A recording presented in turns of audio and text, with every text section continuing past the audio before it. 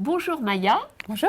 Voilà, tu travailles chez Malakoff Médéric et ton métier, c'est extraordinaire, c'est de créer en fait et d'animer avec des méthodes collaboratives les collaborateurs. Donc c'est vraiment, j'allais dire, un nouveau métier. Est-ce que tu peux le définir?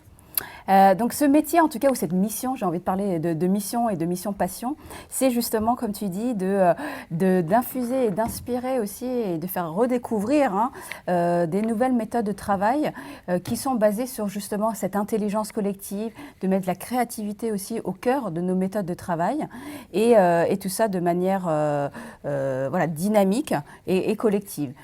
Tout ça, on se pose toujours la question du sens derrière, parce que les méthodes de travail collaboratives n'est jamais une fin en soi, mais c'est vraiment une vraie raison d'être pour l'entreprise chez Malakoff Médéric, de vouloir justement être beaucoup plus orienté client, de vouloir être beaucoup plus collaboratif aussi dans nos manières de travailler, casser les silos, de remettre de la transversalité aussi dans nos projets, parce que ça a été prouvé aussi de ces méthodes que c'est pour gagner en performance, plus d'efficacité dans nos capacités à innover, d'être plus agile, plus collaboratif.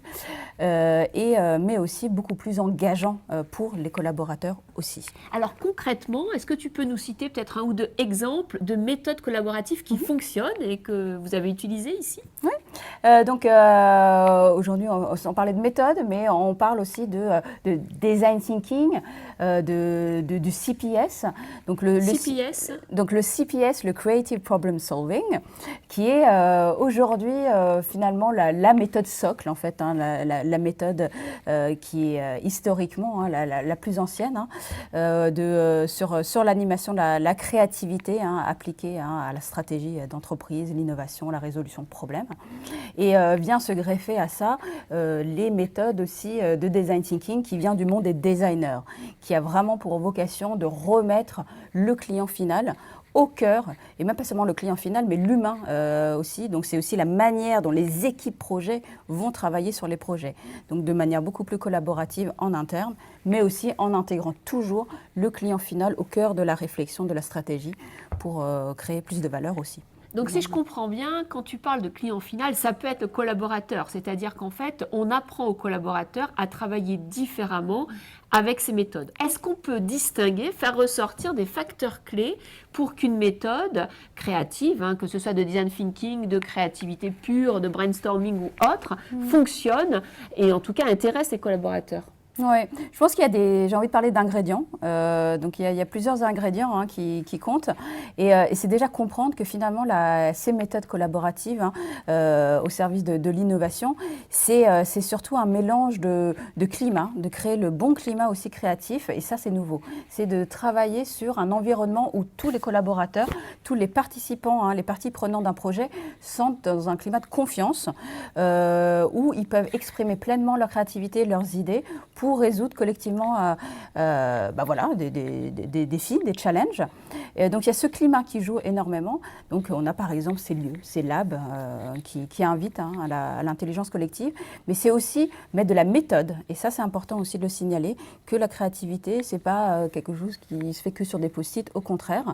Ça ne se limite pas au brainstorming, mais c'est une vraie méthode structurée, avec des étapes, avec des intentions, des objectifs par étape. Et j'ai envie de dire qu'au-delà de la méthode, c'est aussi beaucoup une question de posture et d'état d'esprit.